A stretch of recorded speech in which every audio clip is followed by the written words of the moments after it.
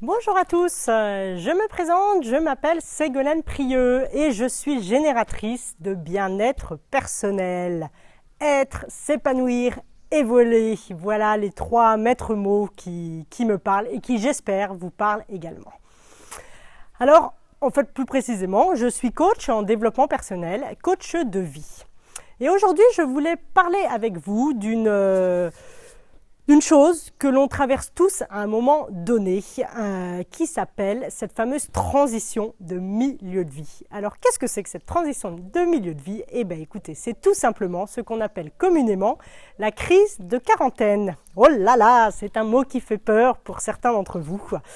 Et voilà, mais ce qu'il faut savoir, c'est que cette fameuse crise de quarantaine, elle est déjà complètement légitime.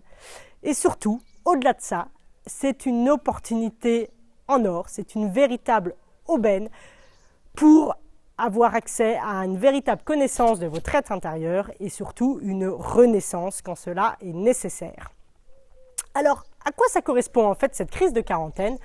Elle est très simple à expliquer. C'est-à-dire que la première partie de notre vie, donc généralement de 0 à 40 ans, ça peut être 35 chez certains individus, voire à l'inverse 50, 55 chez d'autres, on passe dans cette première partie de notre vie notre temps en fait à agir pour avoir une reconnaissance extérieure. Quand on est enfant, ce que l'on cherche avant tout, c'est agir pour avoir l'amour de nos parents. Quand on est ado, ce qui nous intéresse, c'est d'avoir une reconnaissance sociale, une appartenance à un groupe. Quand on est jeune professionnel, on va également rechercher une reconnaissance de la part d'un employeur, plaire et séduire un employeur, trouver un métier. Et puis, d'un point de vue purement familial, personnel, on va également aussi être en quête d'une reconnaissance extérieure par rapport à une femme, un mari, afin de fonder une famille.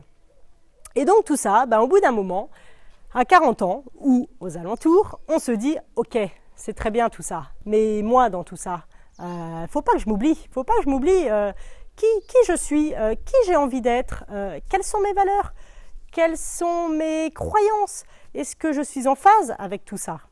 Et parfois, on se rend compte, donc chacun va expérimenter cette transition de vie de manière différente. C'est-à-dire qu'il y a des personnes pour qui, à la rigueur, elles sont en phase avec la vie, elles sont en phase avec les choix qu'elles ont faits, elles sont en phase avec leurs croyances, leurs valeurs, comme je parlais tout à l'heure. Mais il y a d'autres personnes pour qui c'est un petit peu plus rugueux, c'est moins fluide, on va dire. Voire même, il y a des personnes qui, sur le papier, elles ont tout. Donc, elles ont le boulot, elles ont la famille, les enfants, elles ont un lieu de vie agréable, voire même une résidence secondaire, elles ont des temps de pause, des temps de vacances, de loisirs, tout ça. Et puis, malgré tout ça, il persiste un vide intérieur, en fait.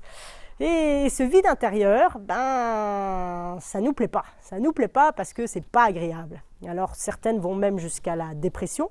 Et puis pour d'autres, sans aller jusqu'à la dépression, il y a quand même un mal-être important qui est là et qui persiste au milieu de cette transition de milieu de vie. Et donc, je vous propose, moi, de vous accompagner, justement, afin de vous poser les bonnes questions, afin de voir qui vous êtes réellement, afin de comprendre quelles sont vos valeurs, afin de comprendre quelles sont vos croyances, afin de voir ce qui vous anime et surtout ce que vous voulez et ce que vous épanouit pleinement. Et donc, ce travail, c'est ce que je vous disais, c'est une véritable aubaine parce que ça permet d'acquérir, on va dire même une renaissance pour certaines personnes d'entre nous et en tout cas une sérénité et un apaisement quand on est en phase avec tout ça, quoi. Ce travail, il ne se fait pas tout seul. Ce travail, parfois, ça coince. Parfois, c'est difficile de se poser des questions. Et donc, je vous accompagne dans toute cette démarche. Et surtout, l'objectif de tout ça, donc comme je vous le disais, c'est certes d'acquérir un épanouissement personnel vraiment significatif, et puis surtout d'être en phase avec les choix que vous faites aujourd'hui pour le reste de votre vie. Parce qu'on est seulement, on l'espère en tout cas, au milieu de notre vie, quoi. Et donc, il y a un moment, à 40 ans, on se pose un peu les questions. Et qu'est-ce que je veux, moi, pour les prochaines années? Et qu'est-ce qui m'anime? Et qu'est-ce qui me parle? Et parfois, les réponses qu'on a, elles ne sont pas tout à fait bien cohérentes avec ce que l'on voudrait. Et donc, certaines personnes, quand elles traversent cette crise de quarantaine, quand vraiment elles ne sont pas en phase avec les choix qu'elles ont mis en place jusqu'à maintenant, qu'est-ce qui se passe? Eh bien, elles envoient tout bouler. Elles envoient bouler le boulot, elles envoient bouler la famille, donc le mari, l'épouse, elles envoient bouler parfois le pays. On a envie de se déconnecter complètement de notre vie présente et tout ça. Et j'ai envie de vous dire, tout ça, on peut l'éviter. On peut l'éviter, ce gros burn-out, on va dire, ce gros tsunami que certaines personnes opèrent en fait dans cette période de vie, quoi.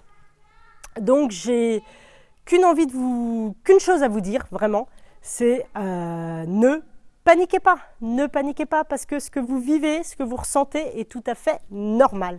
Et au-delà de ça, ne subissez plus, mais agissez. Et il y a plein de moyens d'agir et plein de façons d'agir. Et vraiment, ce que vous avez à gagner en vaut largement la chandelle.